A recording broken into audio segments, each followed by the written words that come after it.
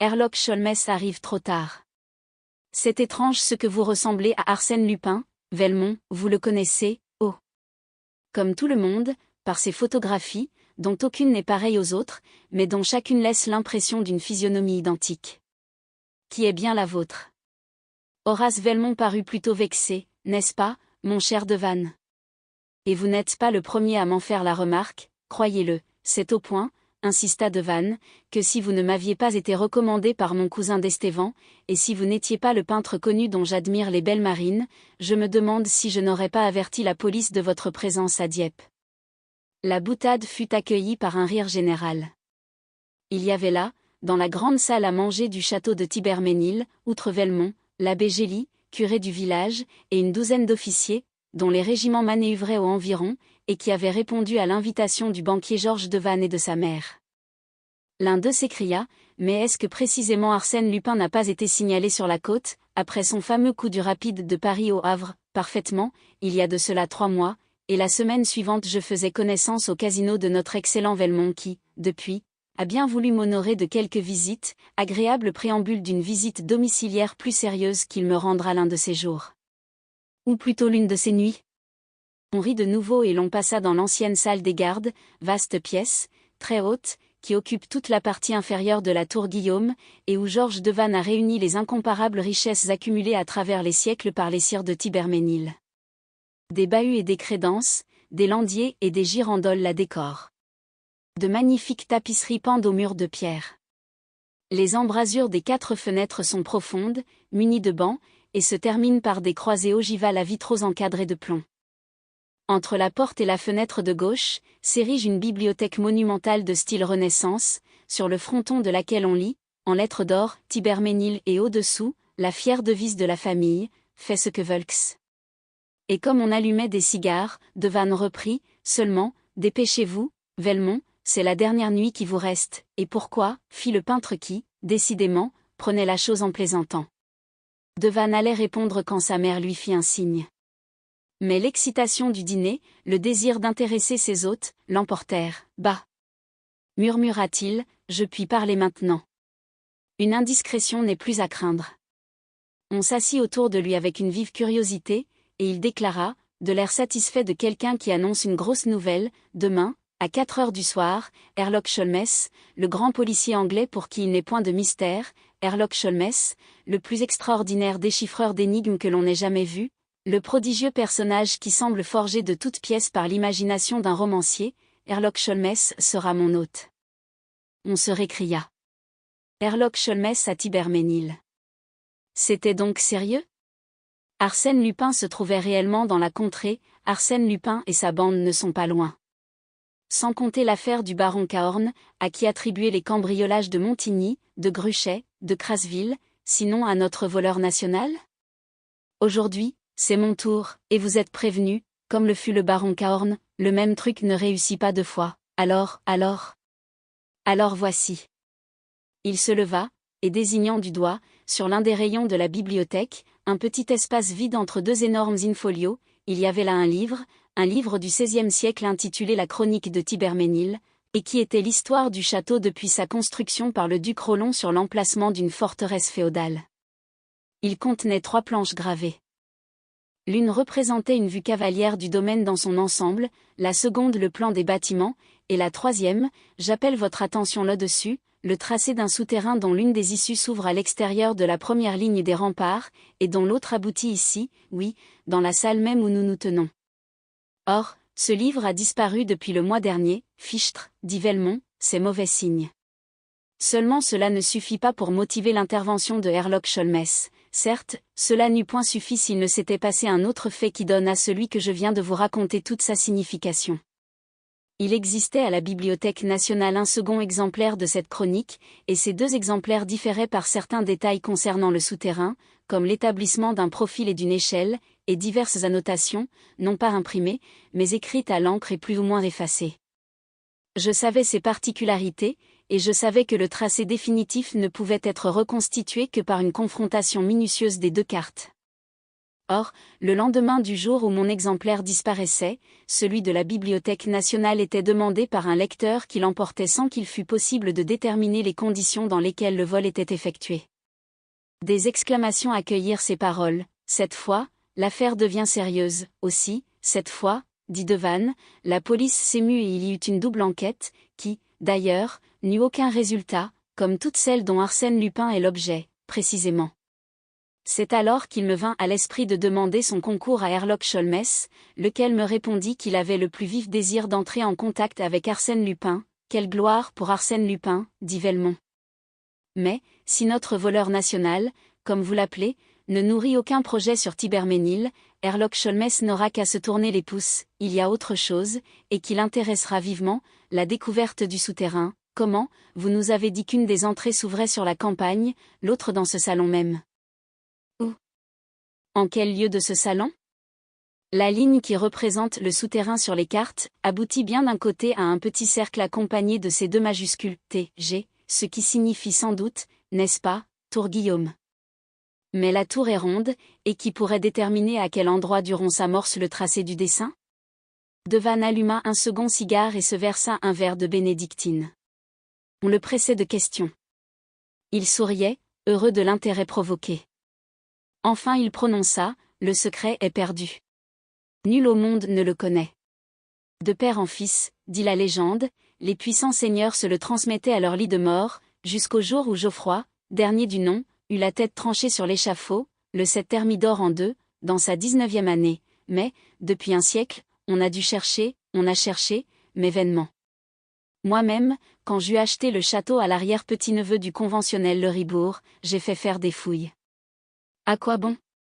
Songez que cette tour, environnée d'eau, n'est reliée au château que par un point, et qu'il faut, en conséquence, que le souterrain passe sous les anciens fossés.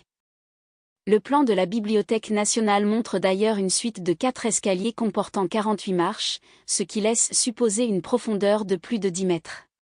Et l'échelle, annexée à l'autre plan, fixe la distance à 200 mètres. En réalité, tout le problème est ici, entre ce plancher, ce plafond et ces murs. Ma foi, j'avoue que j'hésite à les démolir, et l'on n'a aucun indice, aucun. L'abbé Gély objecta, Monsieur Devanne, nous devons faire état de 2 citations. Oh, s'écria Devanne en riant, M. le curé est un fouilleur d'archives, un grand liseur de mémoire, et tout ce qui touche à Thibermesnil le passionne. Mais l'explication dont il parle ne sert qu'à embrouiller les choses, mais encore, vous y tenez, énormément, vous saurez donc qu'il résulte de ces lectures que 2 rois de France ont eu le mot de l'énigme, 2 rois de France, Henri IV et Louis XVI, ce ne sont pas les premiers venus. Et comment M. l'abbé est-il au courant, oh? C'est bien simple, continua Devanne. L'avant-veille de la bataille d'Arques, le roi Henri IV vint souper et coucher dans ce château. À 11h du soir, Louise de Tancarville, la plus jolie dame de Normandie, fut introduite auprès de lui par le souterrain avec la complicité du duc Edgar, qui, en cette occasion, livra le secret de famille. Ce secret, Henri IV le confia plus tard à son ministre Sully, qui raconte l'anecdote dans ses royales économies d'État sans l'accompagner d'autres commentaires que de cette phrase incompréhensible, la hache tournoie dans l'air qui frémit, mais l'aile s'ouvre, et l'on va jusqu'à Dieu. Il y eut un silence, et Velmont ricana, ce n'est pas d'une clarté aveuglante, n'est-ce pas? M. le curé veut que Sully ait noté par là le mot de l'énigme, sans trahir le secret des scribes auxquels il dictait ses mémoires. L'hypothèse est ingénieuse, je l'accorde, mais quelle est cette hache qui tourne, et cet oiseau qui s'envole, et qu'est-ce qui va jusqu'à Dieu? Mystère. Velmont reprit, et ce bon Louis XVI, fût-ce également pour recevoir la visite d'une dame, qu'il se fit ouvrir le souterrain? Je l'ignore. Tout ce qu'il est permis de dire, c'est que Louis XVI a séjourné en 1784 à Thibermesnil, et que la fameuse armoire de fer, trouvée au Louvre sur la dénonciation de Gamin, renfermait un papier avec ces mots écrits par lui, Thibermesnil, 2 juin 12. Horace Velmont éclata de rire, victoire. Les ténèbres se dissipent de plus en plus.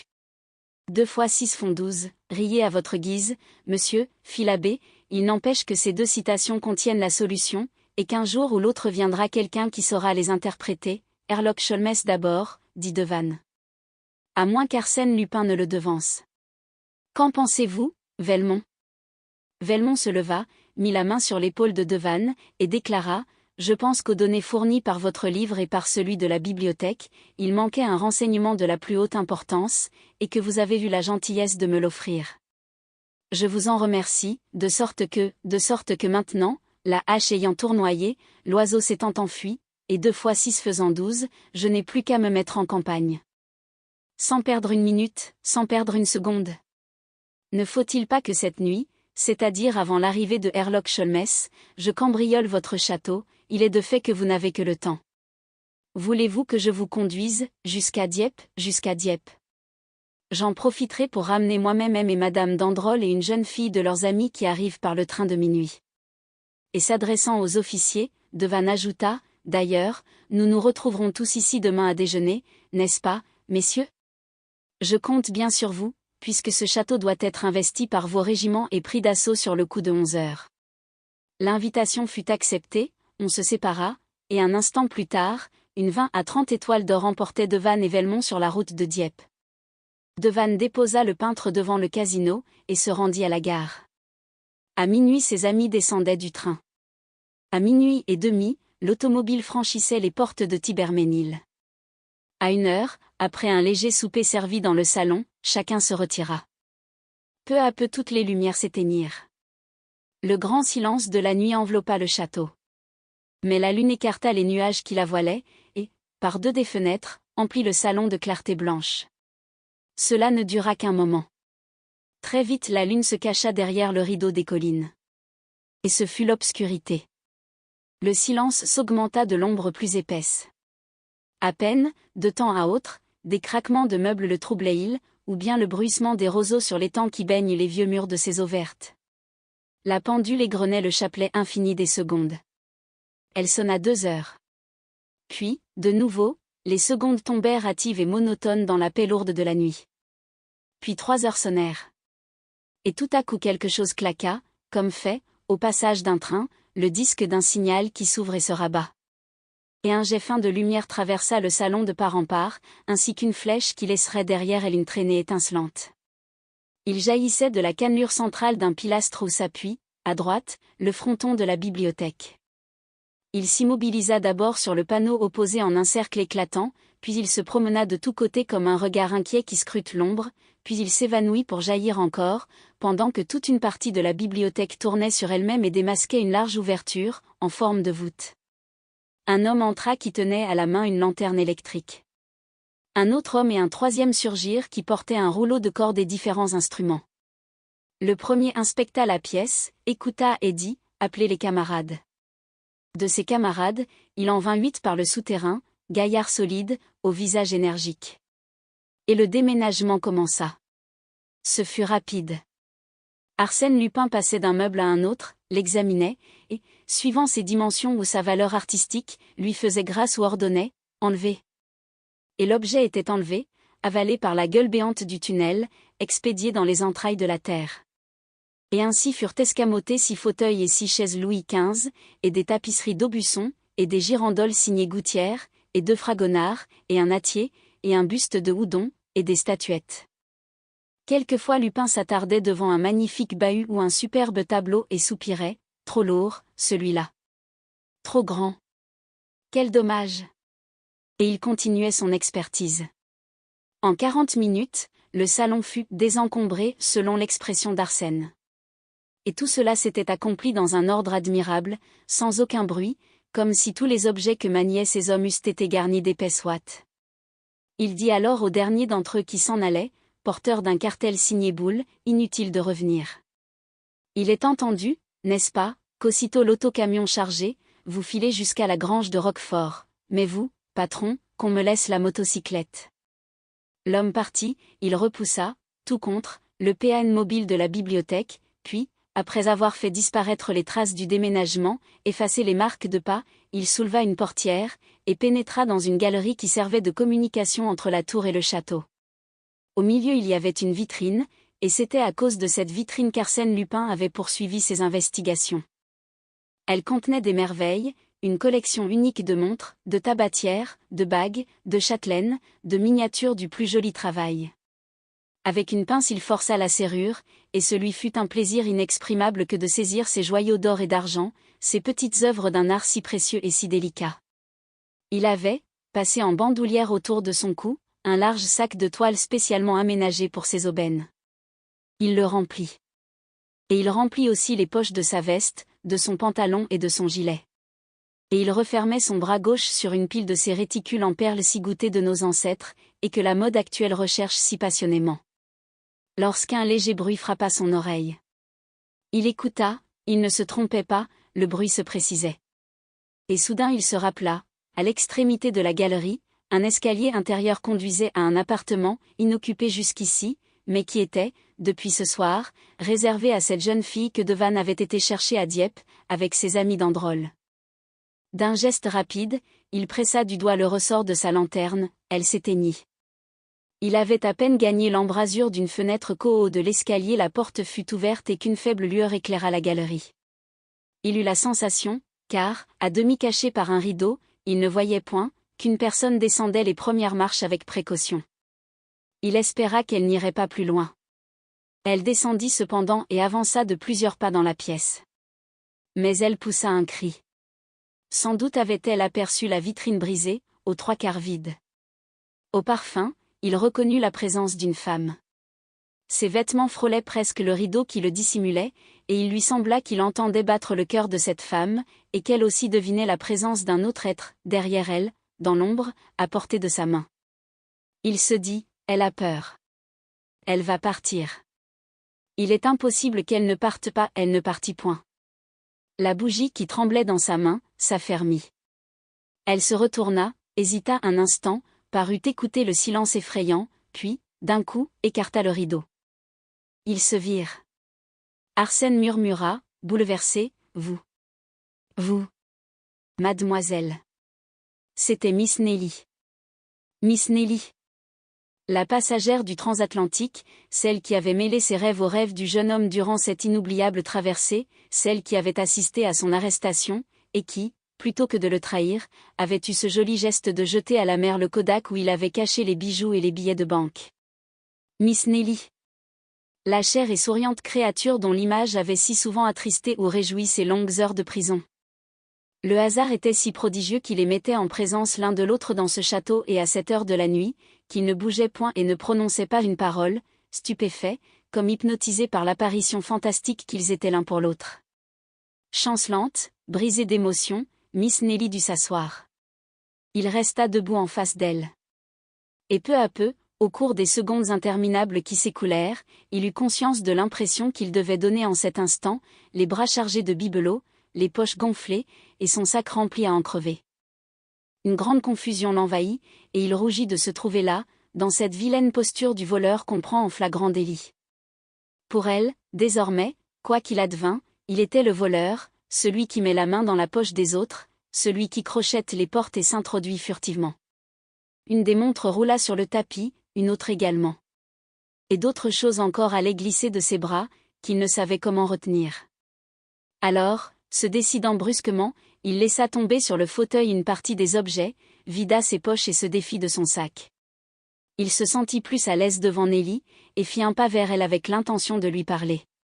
Mais elle eut un geste de recul, puis se leva vivement, comme prise d'effroi, et se précipita vers le salon. La portière se referma sur elle, il la rejoignit. Elle était là, interdite, tremblante, et ses yeux contemplaient avec terreur l'immense pièce dévastée. Aussitôt il lui dit, à 3 heures, demain, tout sera remis en place. Les meubles seront rapportés. Elle ne répondit point, et il répéta, demain, à 3 heures, je m'engage. Rien au monde ne pourra m'empêcher de tenir ma promesse. Demain, à 3 heures. Un long silence pesa sur eux. Il n'osait le rompre, et l'émotion de la jeune fille lui causait une véritable souffrance. Doucement, sans un mot, il s'éloigna d'elle. Et il pensait, qu'elle s'en aille. Qu'elle se sente libre de s'en aller. Qu'elle n'ait pas peur de moi. Mais soudain elle tressaillit et balbutia, écoutez. Des pas. J'entends marcher. Il la regarda avec étonnement. Elle semblait bouleversée, ainsi qu'à l'approche d'un péril. Je n'entends rien, dit-il, et quand même, comment? Mais il faut fuir. Vite, fuyez, fuir. Pourquoi, il le faut. Il le faut. Ah. Ne restez pas. D'un trait elle courut jusqu'à l'entrée de la galerie et prêta l'oreille. Non, il n'y avait personne. Peut-être le bruit venait-il du dehors? Elle attendit une seconde, puis, rassurée, se retourna. Arsène Lupin avait disparu. À l'instant même où Devanne constata le pillage de son château, il se dit, c'est Velmont qui a fait le coup, et Velmont n'est autre qu'Arsène Lupin. Tout s'expliquait ainsi, et rien ne s'expliquait autrement. Cette idée ne fit d'ailleurs que l'effleurer, tellement il était invraisemblable que Velmont ne fût point Velmont, c'est-à-dire le peintre connu, le camarade de cercle de son cousin d'Estévan. Et lorsque le brigadier de gendarmerie, aussitôt averti, se présenta, Devanne ne songea même pas à lui communiquer cette supposition absurde. Toute la matinée ce fut, à Thibermesnil, un va-et-vient indescriptible. Les gendarmes, le garde champêtre, le commissaire de police de Dieppe, les habitants du village, tout ce monde s'agitait dans les couloirs, ou dans le parc, ou autour du château. L'approche des troupes en manœuvre, le crépitement des fusils, ajoutaient au pittoresque de la scène. Les premières recherches ne fournirent point d'indices. Les fenêtres n'ayant pas été brisées ni les portes fracturées, sans nul doute le déménagement s'était effectué par l'issue secrète. Pourtant, sur le tapis, aucune trace de pas, sur les murs, aucune marque insolite. Une seule chose, inattendue, et qui dénotait bien la fantaisie d'Arsène Lupin, la fameuse chronique du XVIe siècle avait repris son ancienne place, et, à côté, se trouvait un livre semblable, qui n'était autre que l'exemplaire volé de la Bibliothèque nationale. À 11 heures, les officiers arrivèrent. Devanne les accueillit gaiement, quelque ennui que lui causa la perte de telles richesses artistiques, sa fortune lui permettait de la supporter sans mauvaise humeur, ses amis d'Androl et Nelly descendirent. Les présentations faites, on s'aperçut qu'il manquait un convive, Horace Velmont. Ne viendrait-il point? Son absence eût réveillé les soupçons de Georges Devanne. Mais à midi précis, il entrait. Devanne s'écria, à la bonne heure. Vous voilà, ne suis-je pas exact, si, mais vous auriez pu ne pas l'être. Après une nuit si agitée. Car vous savez la nouvelle, quelle nouvelle, vous avez cambriolé le château. Allons donc, comme je vous le dis. Mais offrez tout d'abord votre bras à Miss Underdown, et passons à table. Mademoiselle, permettez-moi. Il s'interrompit, frappé par le trouble de la jeune fille.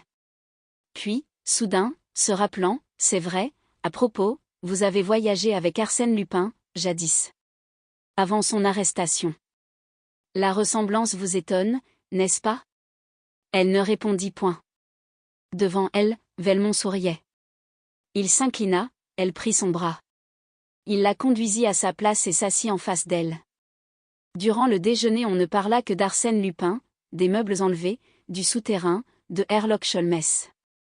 À la fin du repas seulement, comme on abordait d'autres sujets, Velmont se mêla à la conversation. Il fut tour à tour amusant et grave, éloquent et spirituel. Et tout ce qu'il disait, il semblait ne le dire que pour intéresser la jeune fille. Très absorbée, elle ne paraissait point l'entendre. On servit le café sur la terrasse qui domine la cour d'honneur et le jardin français du côté de la façade principale. Au milieu de la pelouse, la musique du régiment se mit à jouer, et la foule des paysans et des soldats se répandit dans les allées du parc. Cependant Nelly se souvenait de la promesse d'Arsène Lupin, à 3 heures tout sera là, je m'y engage. À 3 heures. Et les aiguilles de la grande horloge qui ornait l'aile droite marquaient 2h40. Elle les regardait malgré elle à tout instant. Et elle regardait aussi Velmont qui se balançait paisiblement dans un confortable rocking-chair. 2h50. 2h55. Une sorte d'impatience, mêlée d'angoisse, étreignait la jeune fille. Était-il admissible que le miracle s'accomplît, et qu'il s'accomplit à la minute fixée, alors que le château, la cour, la campagne étaient remplis de monde, et qu'en ce moment même le procureur de la République et le juge d'instruction poursuivaient leur enquête? Et pourtant, Arsène Lupin avait promis avec une telle solennité. Cela sera comme il l'a dit, pensa-t-elle, impressionnée par tout ce qu'il y avait, en cet homme, d'énergie, d'autorité et de certitude. Et cela ne lui semblait plus un miracle, mais un événement naturel qui devait se produire par la force des choses. Une seconde, leurs regards se croisèrent. Elle rougit et détourna la tête. 3 heures. Le premier coup sonna, le deuxième coup, le troisième. Horace Velmont tira sa montre, leva les yeux vers l'horloge, puis remit sa montre dans sa poche. Quelques secondes s'écoulèrent. Et voici que la foule s'écarta, autour de la pelouse, livrant passage à 2 voitures qui venaient de franchir la grille du parc, attelées l'une et l'autre de 2 chevaux. C'étaient de ces fourgons qui vont à la suite des régiments et qui portent les cantines des officiers et les sacs des soldats. Ils s'arrêtèrent devant le perron. Un sergent Fourier sauta de l'un des sièges et demanda Monsieur Devanne. Devanne accourut et descendit les marches. Sous les bâches, il vit, soigneusement rangés, bien enveloppés, ses meubles, ses tableaux, ses objets d'art. Aux questions qu'on lui posa, le Fourier répondit en exhibant l'ordre qu'il avait reçu de l'adjudant de service, et que cet adjudant avait pris, le matin, au rapport. Par cet ordre, la 2e compagnie du 4e bataillon devait pourvoir à ce que les objets mobiliers déposés au carrefour des Halles, en forêt d'Arc, fussent portés à 3 heures à Monsieur Georges Devanne, propriétaire du château de Thibermesnil. Signé, le colonel Beauvel, au carrefour, ajouta le sergent, tout se trouvait prêt, aligné sur le gazon, et sous la garde des passants. Ça m'a semblé drôle, mais quoi? L'ordre était catégorique. Un des officiers examina la signature, elle était parfaitement imitée, mais fausse. La musique avait cessé de jouer, on vida les fourgons, on réintégra les meubles. Au milieu de cette agitation, Nelly resta seule à l'extrémité de la terrasse. Elle était grave et soucieuse, agitée de pensées confuses qu'elle ne cherchait pas à formuler. Soudain, elle aperçut Velmont qui s'approchait. Elle souhaita de l'éviter, mais l'angle de la balustrade qui borde la terrasse l'entourait de 2 côtés, et une ligne de grandes caisses d'arbustes, orangers, lauriers roses et bambous, ne lui laissait d'autre retraite que le chemin par où s'avançait le jeune homme. Elle ne bougea pas. Un rayon de soleil tremblait sur ses cheveux d'or, agités par les feuilles frêles d'un bambou. Quelqu'un prononça très bas, « J'ai tenu ma promesse de cette nuit ». Arsène Lupin était près d'elle, et autour d'eux il n'y avait personne. Il répéta, l'attitude hésitante, la voix timide, « J'ai tenu ma promesse de cette nuit ». Il attendait un mot de remerciement, un geste du moins qui prouvât l'intérêt qu'elle prenait à cet acte. Elle se tut. Ce mépris irrita Arsène Lupin, et, en même temps, il avait le sentiment profond de tout ce qui le séparait de Nelly, maintenant qu'elle savait la vérité. Il eût voulu se disculper, chercher des excuses, montrer sa vie dans ce qu'elle avait d'audacieux et de grand. Mais, d'avance, les paroles le froissaient, et il sentait l'absurdité et l'insolence de toute explication. Alors il murmura tristement, envahi d'un flot de souvenirs, comme le passé est loin. Vous rappelez-vous les longues heures sur le pont de la Provence? Ah! Tenez! Vous aviez, comme aujourd'hui, une rose à la main, une rose pâle comme celle-ci. Je vous l'ai demandé. Vous n'avez pas eu l'air d'entendre. Cependant, après votre départ, j'ai trouvé la rose. Oubliée sans doute. Je l'ai gardée. Elle ne répondit pas encore. Elle semblait très loin de lui. Il continua, en mémoire de ces heures, ne songez pas à ce que vous savez. Que le passé se relie au présent. Que je ne sois pas celui que vous avez vu cette nuit, mais celui d'autrefois, et que vos yeux me regardent, ne fût-ce qu'une seconde, comme ils me regardaient. Je vous en prie. Ne suis-je plus le même? Elle leva les yeux, comme il le demandait, et le regarda. Puis sans un mot, elle posa son doigt sur une bague qu'il portait à l'index. On n'en pouvait voir que l'anneau, mais le chaton, retourné à l'intérieur, était formé d'un rubis merveilleux. Arsène Lupin rougit.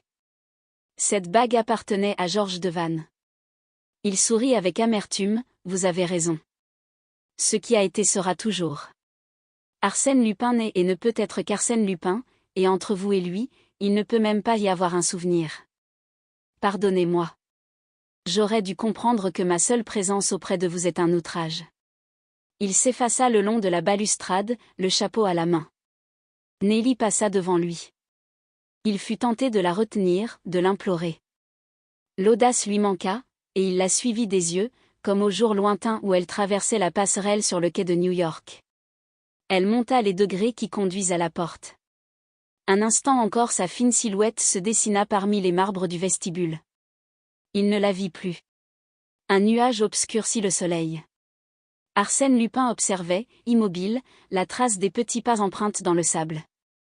Tout à coup, il tressaillit, sur la caisse de bambou contre laquelle Nelly s'était appuyée gisait la rose pâle qu'il n'avait pas osé lui demander. Oubliée sans doute, elle aussi? Mais oubliée volontairement ou par distraction? Il la saisit ardemment. Des pétales s'en détachèrent. Il les ramassa un à un comme des reliques. Allons, se dit-il, je n'ai plus rien à faire ici. Songeons à la retraite. D'autant que si Herlock Sholmès s'en mêle, ça pourrait devenir mauvais. Le parc était désert. Cependant, près du pavillon qui commande l'entrée, se tenait un groupe de gendarmes. Il s'enfonça dans les taillis, escalada le mur d'enceinte et prit, pour se rendre à la gare la plus proche, un sentier qui serpentait parmi les champs. Il n'avait point marché durant 10 minutes que le chemin se rétrécit, encaissé entre deux talus, et comme il arrivait dans ce défilé, quelqu'un s'y engageait qui venait en sens inverse. C'était un homme d'une 50aine d'années peut-être, assez fort, la figure rasée, et dont le costume précisait l'aspect étranger. Il portait à la main une lourde canne, et une sacoche pendait à son cou. Ils se croisèrent. L'étranger dit, avec un accent anglais à peine perceptible, « Excusez-moi, monsieur. Est-ce bien ici la route du château, tout droit, monsieur, et à gauche dès que vous serez au pied du mur? On vous attend avec impatience. Ah, oui, mon ami Devanne nous annonçait votre visite dès hier soir. Tant pis pour monsieur Devanne s'il a trop parlé, et je suis heureux d'être le premier à vous saluer. Herlock Sholmès n'a pas d'admirateur plus fervent que moi. » Il y eut dans sa voix une nuance imperceptible d'ironie qu'il regretta aussitôt, car Herlock Sholmès le considéra des pieds à la tête, et d'un œil à la fois si enveloppant et si aigu, qu'Arsène Lupin eut l'impression d'être saisi, emprisonné, enregistré par ce regard, plus exactement et plus essentiellement qu'il ne l'avait jamais été par aucun appareil photographique. Le cliché est pris, pensa-t-il. Plus la peine de me déguiser avec ce bonhomme-là. Seulement. M'a-t-il reconnu? Ils se saluèrent. Mais un bruit de pas résonna, un bruit de chevaux qui caracolent dans un cliquetis d'acier. C'étaient les gendarmes.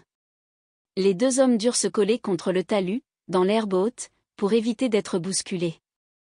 Les gendarmes passèrent, et comme ils se suivaient à une certaine distance, ce fut assez long. Et Lupin songeait, tout dépend de cette question, m'a-t-il reconnu? Si oui, il y a bien des chances pour qu'il abuse de la situation. Le problème est angoissant. Quand le dernier cavalier les eut dépassés, Herlock Sholmès se releva, sans rien dire, brossa son vêtement sali de poussière. La courroie de son sac était embarrassée d'une branche d'épines. Arsène Lupin s'empressa. Une seconde encore ils s'examinèrent. Et, si quelqu'un avait pu les surprendre à cet instant, c'eût été un spectacle émouvant que la première rencontre de ces deux hommes, si étranges, si puissamment armés, tous deux vraiment supérieurs, et destinés fatalement par leurs aptitudes spéciales à se heurter comme deux forces égales que l'ordre des choses pousse l'une contre l'autre à travers l'espace. Puis l'Anglais dit, « Je vous remercie, monsieur, tout à votre service », répondit Lupin. Ils se quittèrent. Lupin se dirigea vers la station Herlock Sholmès vers le château. Le juge d'instruction et le procureur étaient partis après de vaines recherches, et l'on attendait Herlock Sholmès avec une curiosité que justifiait sa grande réputation. On fut un peu déçu par son aspect de bon bourgeois, qui différait si profondément de l'image qu'on se faisait de lui. Il n'avait rien du héros de roman, du personnage énigmatique et diabolique qu'évoque en nous l'idée de Herlock Sholmès. Devanne, cependant, s'écria plein d'exubérance, « Enfin, maître, c'est vous. Quel bonheur! Il y a si longtemps que j'espérais. Je suis presque heureux de tout ce qui s'est passé, puisque cela me vaut le plaisir de vous voir. Mais, à propos, comment êtes-vous venu, par le train, quel dommage! Je vous avais cependant envoyé mon automobile au débarcadère, une arrivée officielle, n'est-ce pas? Avec tambour et musique. Excellent moyen pour me faciliter la besogne, bougonna l'Anglais. Ce ton peu engageant déconcerta Devanne qui, s'efforçant de plaisanter, reprit, la besogne, heureusement, est plus facile que je ne vous l'avais écrit, et pourquoi? Parce que le vol a eu lieu cette nuit. Si vous n'aviez pas annoncé ma visite, monsieur, il est probable que le vol n'aurait pas eu lieu cette nuit. Et quand donc, demain, ou un autre jour, et en ce cas, Lupin eût été pris au piège, et mes meubles n'auraient pas été enlevés, mes meubles sont ici, ils ont été ramenés à 3 heures, par Lupin, par 2 fourgons militaires.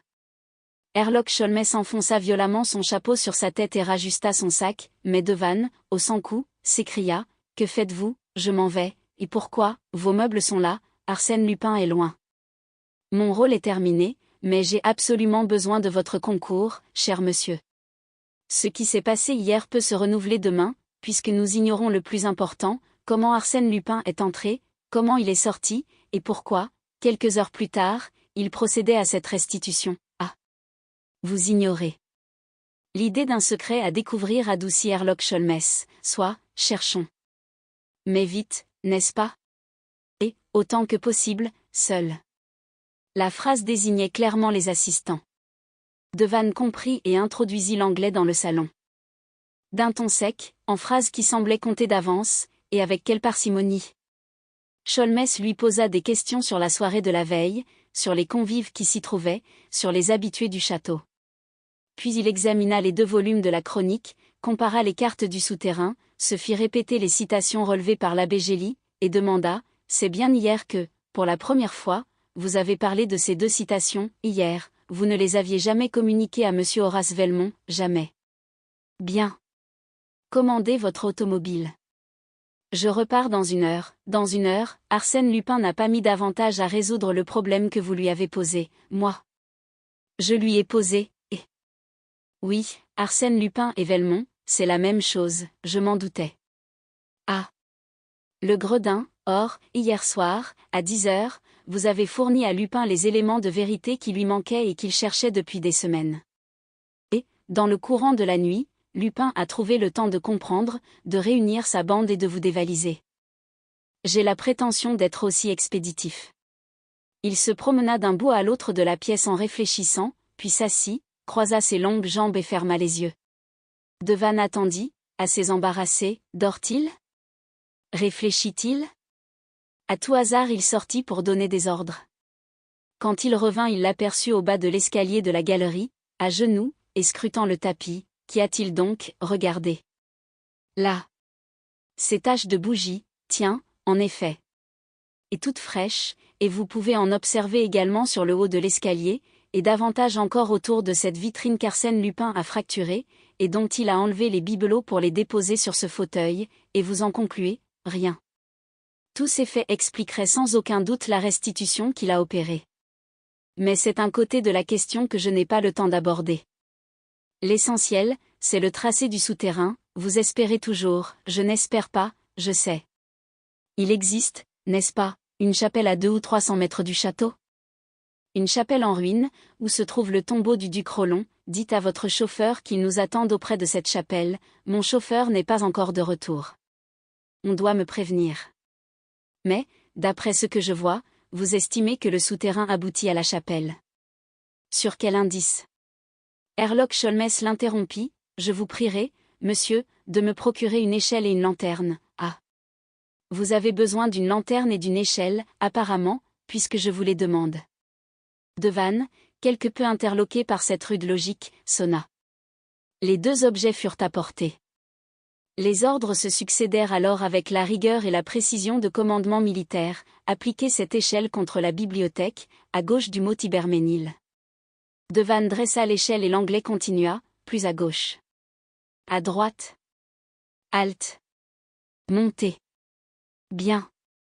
Toutes les lettres de ce mot sont en relief, n'est-ce pas? Oui. Occupons-nous de la lettre H, tourne-t-elle dans un sens ou dans l'autre?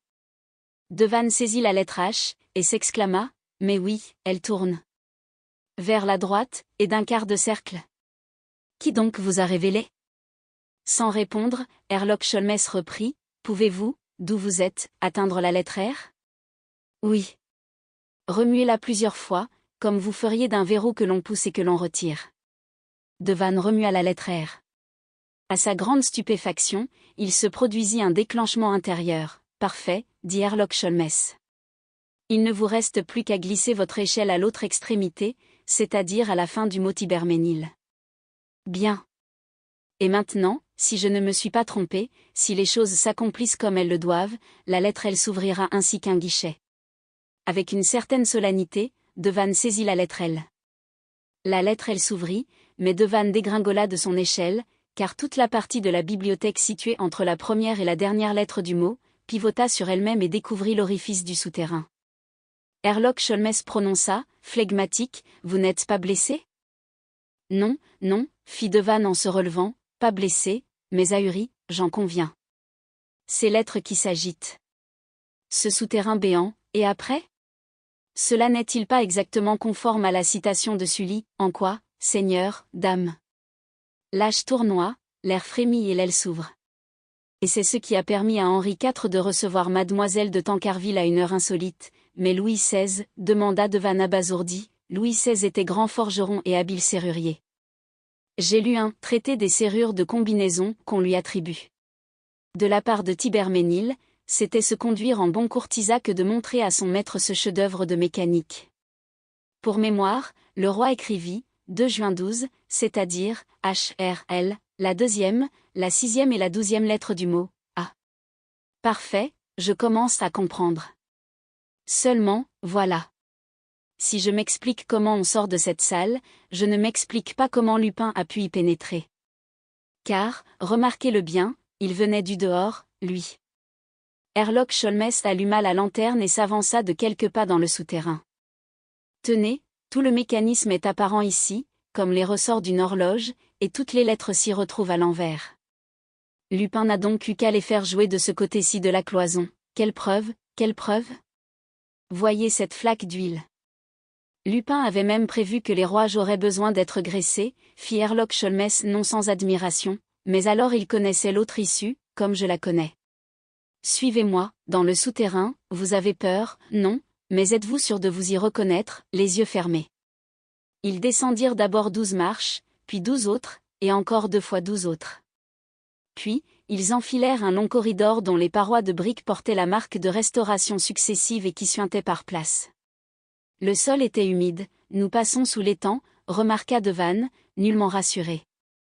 Le couloir aboutit à un escalier de 12 marches, suivi de 3 autres escaliers de 12 marches qu'ils remontèrent péniblement, et ils débouchèrent dans une petite cavité taillée à même le roc. Le chemin n'allait pas plus loin, diable, murmura Herlock Sholmès, rien que des murs nus, cela devient embarrassant, si l'on retournait, murmura Devanne, car, enfin, je ne vois nullement la nécessité d'en savoir plus long. Je suis édifié. Mais, ayant levé la tête, l'Anglais poussa un soupir de soulagement, au-dessus d'eux se répétait le même mécanisme qu'à l'entrée. Il n'eut qu'à faire manœuvrer les 3 lettres. Un bloc de granit bascula. C'était, de l'autre côté, la pierre tombale du duc Rollon, gravée des 12 lettres en relief Thibermesnil. Et ils se trouvèrent dans la petite chapelle en ruine que l'Anglais avait désignée, et l'on va jusqu'à Dieu, c'est-à-dire jusqu'à la chapelle, dit-il, rapportant la fin de la citation. Est-ce possible ? S'écria Devanne, confondu par la clairvoyance et la vivacité de Herlock Sholmès. Est-ce possible que cette simple indication vous ait suffi ? Bah, fit l'Anglais, elle était même inutile. Sur l'exemplaire de la Bibliothèque nationale, le trait se termine à gauche, vous le savez, par un cercle, et à droite, vous l'ignorez, par une petite croix, mais si effacée qu'on ne peut la voir qu'à la loupe. Cette croix signifie évidemment la chapelle où nous sommes. Le pauvre Devanne n'en croyait pas ses oreilles, c'est inouï, miraculeux, et cependant d'une simplicité enfantine. Comment personne n'a-t-il jamais percé ce mystère ? Parce que personne n'a jamais réuni les 3 ou 4 éléments nécessaires, c'est-à-dire les 2 livres et les citations. Personne, sauf Arsène Lupin et moi, mais, moi aussi, objecta Devanne, et l'abbé Gély. Nous en savions tous 2 autant que vous, et néanmoins. Sholmès sourit, Monsieur Devanne, tout le monde n'est pas apte à déchiffrer les énigmes, mais voilà 10 ans que je cherche. Et vous, en 10 minutes, bah. L'habitude. Ils sortirent de la chapelle, et l'Anglais s'écria, tiens, une automobile qui attend, mais c'est la mienne, la vôtre ? Mais je pensais que le chauffeur n'était pas revenu, en effet. Et je me demande. Ils s'avancèrent jusqu'à la voiture, et Devanne, interpellant le chauffeur, Édouard, qui vous a donné l'ordre de venir ici, mais, répondit l'homme, c'est Monsieur Velmont. Monsieur Velmont ? Vous l'avez donc rencontré, près de la gare, et il m'a dit de me rendre à la chapelle, de vous rendre à la chapelle. Mais pourquoi ? Pour y attendre monsieur. Et l'ami de monsieur. Devanne et Herlock Sholmès se regardèrent. Devanne dit, il a compris que l'énigme serait un jeu pour vous. L'hommage est délicat. Un sourire de contentement plissa les lèvres minces du détective. L'hommage lui plaisait. Il prononça, en hochant la tête, « C'est un homme. » Rien qu'à le voir, d'ailleurs, je l'avais jugé, vous l'avez donc vu, nous nous sommes croisés tout à l'heure, et vous saviez que c'était Horace Velmont, je veux dire Arsène Lupin, non, mais je n'ai pas tardé à le deviner. À une certaine ironie de sa part, et vous l'avez laissé échapper ? Ma foi, oui. J'avais pourtant la partie belle. 5 gendarmes qui passaient, mais, sacrebleu. C'était l'occasion ou jamais de profiter, justement, monsieur, dit l'Anglais avec hauteur, quand il s'agit d'un adversaire comme Arsène Lupin, Herlock Sholmès ne profite pas des occasions. Il les fait naître. Mais l'heure pressait, puisque Lupin avait eu l'attention charmante d'envoyer l'automobile, il fallait en profiter sans retard. Devanne et Herlock Sholmès s'installèrent au fond de la confortable limousine. Édouard donna le tour de manivelle et l'on partit. Des champs, des bouquets d'arbres défilèrent. Les molles ondulations du pays de Caux s'aplanirent devant eux. Soudain les yeux de Devanne furent attirés par un petit paquet posé dans un des vides-poches. « Tiens, qu'est-ce que c'est que cela ? » Un paquet. Et pour qui donc ? Mais c'est pour vous, pour moi, lisez, monsieur Herlock Sholmès, de la part d'Arsène Lupin. L'Anglais saisit le paquet, le déficela, enleva les 2 feuilles de papier qui l'enveloppaient. C'était une montre, « oh » dit-il, en accompagnant cette exclamation d'un geste de colère. « Une montre, fit Devanne, est-ce que par hasard ?» L'Anglais ne répondit pas. « Comment ? C'est votre montre. Arsène Lupin vous renvoie votre montre. Mais s'il vous la renvoie, c'est qu'il l'avait prise. Il avait pris votre montre. Ah ! Elle est bonne, celle-là, la montre de Herlock Sholmès subtilisée par Arsène Lupin. Dieu, que c'est drôle. Non, vrai. Vous m'excuserez. Mais c'est plus fort que moi. Il riait à gorge déployée, incapable de se contenir. Et quand il eut bien ri, il affirma, d'un ton convaincu, « Oh ! C'est un homme, en effet. » L'Anglais ne broncha pas. Jusqu'à Dieppe, il ne prononça pas une parole, les yeux fixés sur l'horizon fuyant. Son silence fut terrible, insondable, plus violent que la rage la plus farouche. Au débarcadère, il dit simplement, sans colère cette fois, mais d'un ton où l'on sentait toute la volonté et toute l'énergie du personnage, « Oui, c'est un homme, et un homme sur l'épaule duquel j'aurai plaisir à poser cette main que je vous tends, monsieur Devanne. Et j'ai idée, voyez-vous, qu'Arsène Lupin et Herlock Sholmès se rencontreront de nouveau un jour ou l'autre. Oui, le monde est trop petit pour qu'ils ne se rencontrent pas. Et ce jour-là. Fin.